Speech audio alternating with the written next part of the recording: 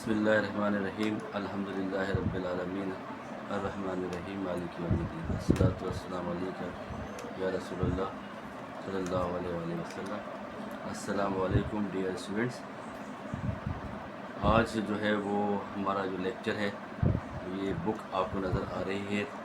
तमाम वो स्टूडेंट्स जो ये बुक पढ़ते हैं, a comprehensive mathematics series for grade 8 Oxford updated edition 3 new secondary mathematics students course book. अमूमन ये क्लास 8 को पढ़ाई जाती है बुक। तो वो तमाम स्टूडेंट्स जो क्लास 8 में हैं और इस बुक से जो है वो स्कूल्स में जो है वो पढ़ रहे हैं, अब ये उनके लिए हम एक आसानी लेके आ रहे हैं कि वो भी जो है हमारे लेक्चर जो है वो डाउनलोड कर सकते हैं, हमारे लेक्चर्स को देख सकते हैं और जो है वो इसका फ़ायदा उठा सकते हैं। हम स्टार्ट करने जा रहे हैं। चैप्टर नंबर 1 है। Chapter number 1 direct and inverse proportion.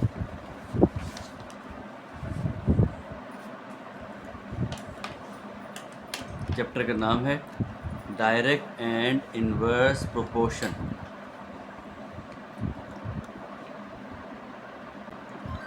क्या बताया मैंने आपको? क्लास 8,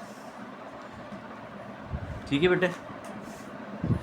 अमूमन ये जो है मिक्स जो है वो, इसको मैं ना फेडरल बोर्ड बोल सकता हूँ ना कोई और बोर्ड बोल सकता हूँ, क्योंकि ये ज़्यादातर जो है प्राइवेट स्कूल्स में जो है वो सिलेबस जो है वो पढ़ाया जाता है और वो जो है वो कहीं भी हो सकती हैं, जो है ये कहीं भी यूज़ हो सकती है ये बुक्स, कहीं भी किसी भी स्कूल का सिलेबस हो सकता है। तो इसलिए मैंने सिर्फ लिखा है यहाँ पे क्लास 8 चैप्टर नंबर 1, ठीक है बेटे। क्लास 8 चैप्टर नंबर 1 बुक आपको बता दी मैंने। न्यू सेकेंडरी मैथमेटिक्स 3 है और उसका जो है वो आज हम स्टार्ट करेंगे। चैप्टर का नाम है direct and inverse proportion. Direct and inverse proportion ये चैप्टर का नाम है।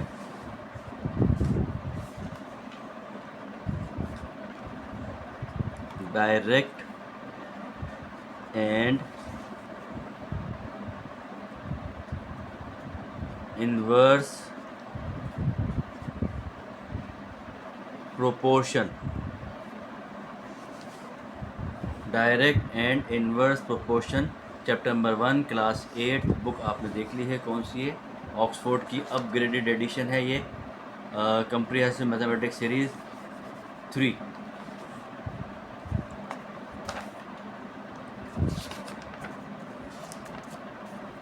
तो एक्सरसाइज है 1.1।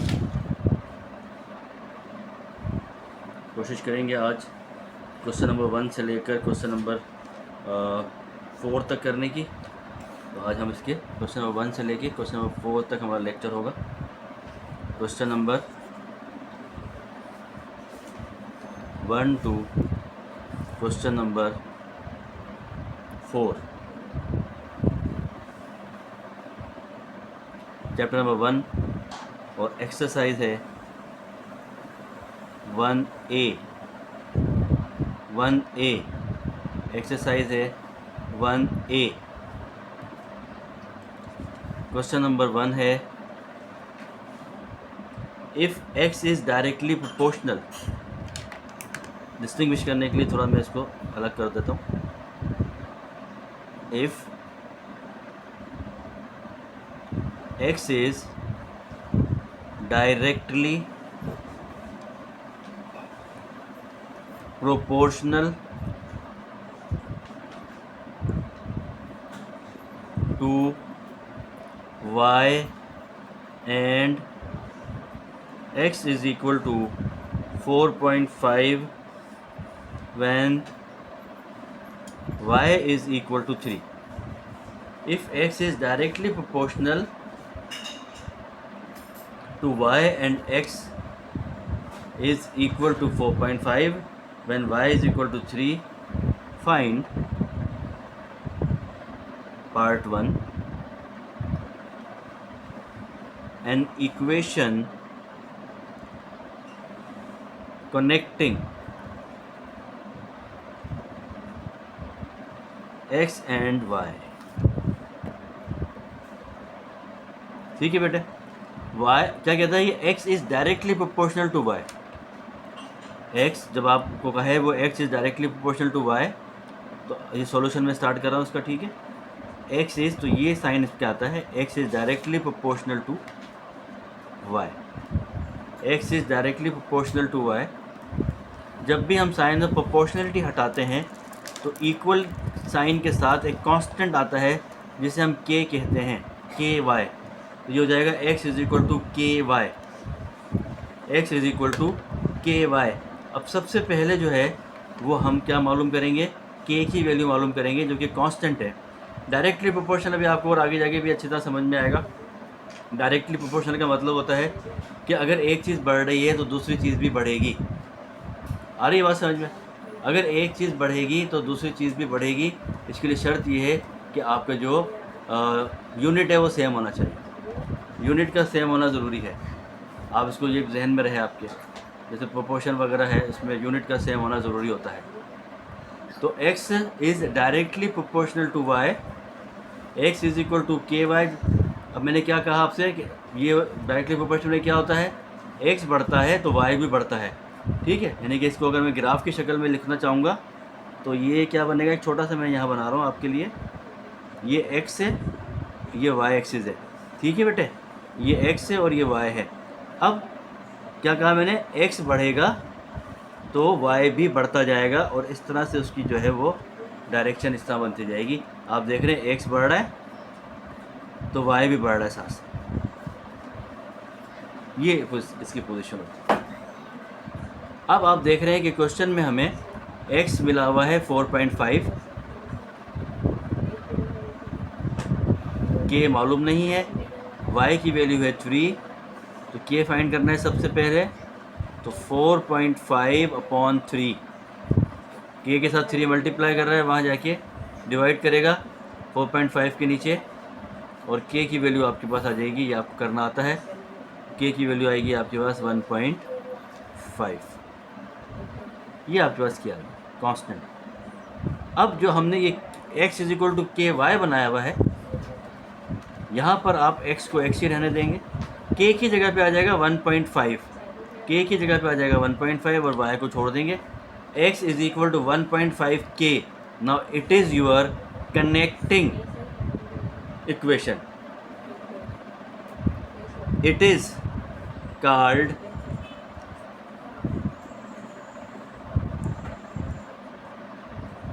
connecting equation। ठीक है जी,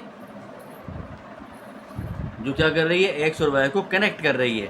अब इस क्वेश्चन में जितने भी पार्ट्स होंगे उन सब के लिए हम इसी इक्वेशन का इस्तेमाल करेंगे।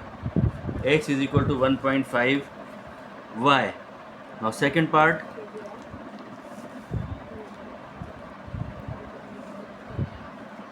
find the value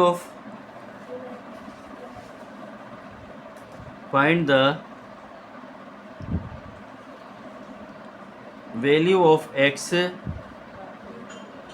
when y is equal to 6। क्या कहा मैंने, हर दफ़ा आप ये इक्वेशन यूज़ करेंगे। x फाइंड करना है,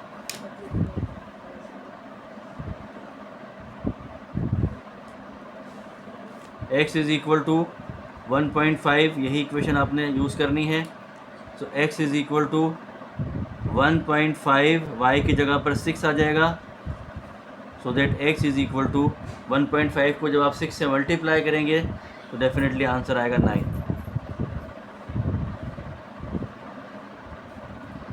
ठीक हो गया, ये था इसका सेकंड पार्ट। कोई भी कन्फ्यूजन हो तो आप कमेंट्स कर सकते हैं और अपने जो है वो जो डाउट्स हैं उनको दूर कर सकते हैं। उसके लिए आपको चैनल को सब्सक्राइब करना पड़ेगा और शेयर करना पड़ेगा और वीडियोस को जो है वो थॉरोली और ध्यान से जो है वो वॉच करना पड़ेगा, ताकि जो है वो आप बेहतर तौर पर अपने जो है वो सब्जेक्ट को समझ सकें।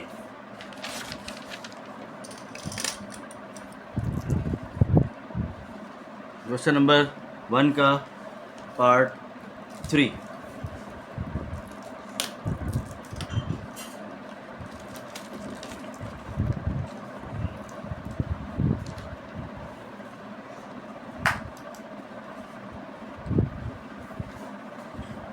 पार्ट 3 क्या कह रहा है आपसे? Find the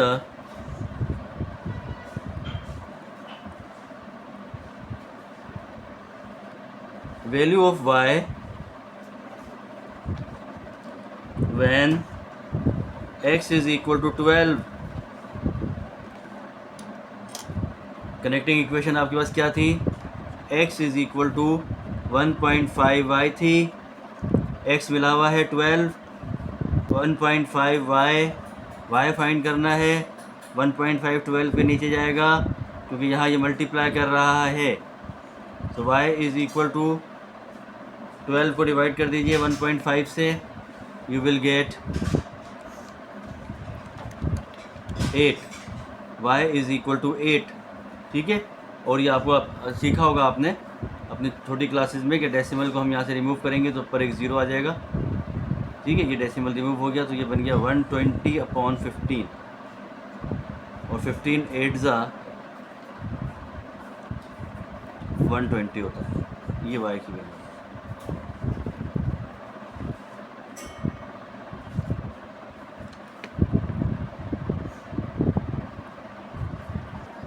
Question number 2. If Q is directly proportional to P, if Q is directly proportional to P and Q is equal to 28, when P is equal to 4, express Q in terms of P। तो बात समझ में आ गया? वही जैसे पहले आपने किया था। Q क्या है? डायरेक्टली प्रोपोर्शनल है, तो Q directly proportional to P, Q is equal to KP, Q is 28 is equal to KP is 4। K की वैल्यू आपके पास आ गई 28/4, so K is equal to 7। ठीक है बेटे, इक्वेशन क्या बनी? Q is equal to K की जगह पर आ जाएगा 7P। ये आपके एक्सप्रेस किया हमने Q in terms of P, तो आंसर क्या आया? Q is equal to 7P।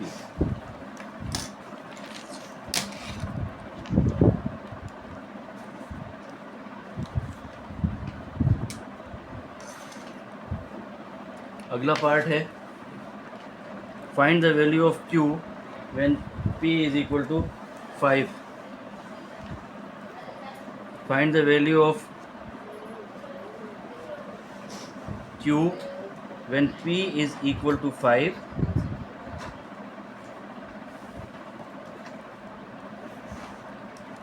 आप लिख लीजिए क्वेश्चन, पार्ट 2 है ये क्वेश्चन नंबर 2 का। Find the value of Q when P is equal to 5। अभी हमने कनेक्टिंग इक्वेशन बनाई थी, आपने देखा पीछे, वो क्या थी? हाँ बिल्कुल सही है, Q is equal to 7P थी, तो Q is equal to 7P की जगह पे आ जाएगा 5, तो Q is equal to 35।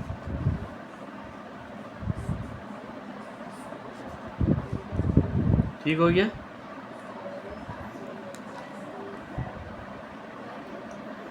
Part 3, calculate the value of P when Q is equal to 42। Q is equal to 42। Connecting, calculate the value of P when Q is equal to 42। Connecting equation क्या है, Q is equal to 7P, Q की जगह put कर दें 42, 7P, तो P is equal to 42/7, P is equal to 7 1 7, 7 6 42। ये था बेटा आपका क्वेश्चन नंबर 2 कंप्लीट आपके सामने हो गया है। कनेक्टिंग इक्वेशन आपको समझ में आ गई है कि कैसे होती हैं। इसी तरह से आपने इनको सॉल्व करना है और सॉल्व करके तो जो है वो करते जाना है। अगला पार्ट है हमारा question number 3।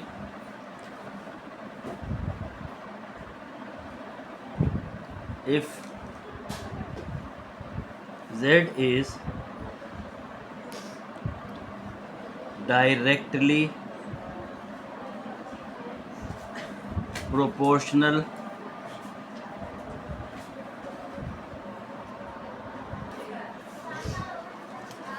question number 3, if Z is directly proportional to X and Z is equal to 12 when X is equal to 3, find the value of X when Z is equal to 8। अब सब कुछ हमने सीखा हुआ है।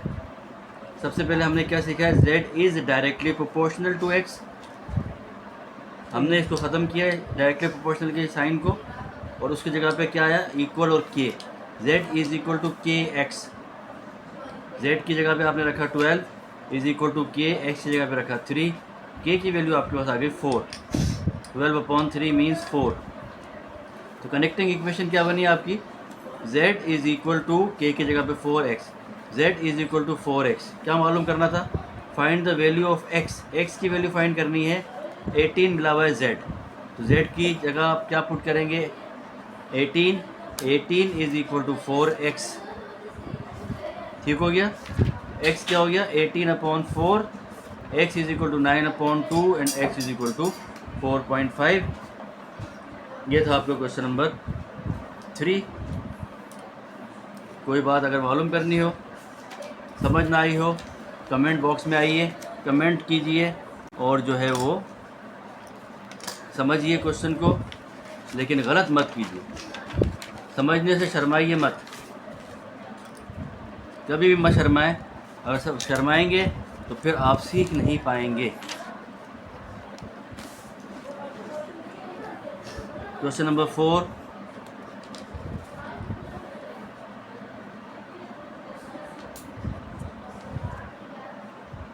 Same question है सारे। If B is directly proportional, if B is directly proportional to A and B is equal to 3 when A is equal to 18, find the value of B when A is equal to 24. Today's last question.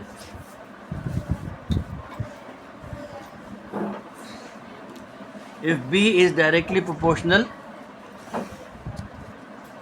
to A and B is equal to 3, when A is equal to 18, find the value of B when A is equal to 24. B is directly proportional to A. B is directly proportional to A. तो ये आ गया जी आपका B. B is directly proportional to A. तो B is equal to KA. B है 3, K A है 18, तो K आ गया आपके पास 3/18। सो K is equal to 3 1 3, 3 6 18, K is 1/6। ठीक है, अभी कनेक्टिंग इक्वेशन क्या हुई आपकी, B is equal to 1/6A। B find करना है आपको। 1/6, ए की वैल्यू मिली हुई है 24, है ना आसान। 6 1 ज़ा 6, 6 4 ज़ा 24, so B is equal to 4। B की वैल्यू क्या आ गई बेटे, 4 आ गई। ठीक हो गया। ये थे आपके आज के लेक्चर के 4 क्वेश्चंस, इनको आप देख लीजिए, समझ लीजिए, और इसके लिए ज़रूरी है कि आप चैनल को सब्सक्राइब करें ताकि हमारे नोटिफिकेशन आपके पास आते रहें, एक्सरसाइजेज आपके पास पहुंचती रहें, आप उनकी मदद से तैयारी करते रहें और शेयर भी करते रहें ताकि ज़्यादा से ज़्यादा स्टूडेंट्स जो हैं वो उसको फ़ायदा उठाएं, जितना हो सके उसको फॉलो करवाएं ताकि जो है वो ज़्यादा से ज़्यादा हमारे जो स्टूडेंट्स हैं वो इन चीज़ों को समझ सकें कि जो है वो हमने किस तरह से तैयारी करनी है। उम्मीद है कि आपको समझ आ गया होगा। आज के लिए इतना ही। अल्लाह हाफिज़। Thank you very much.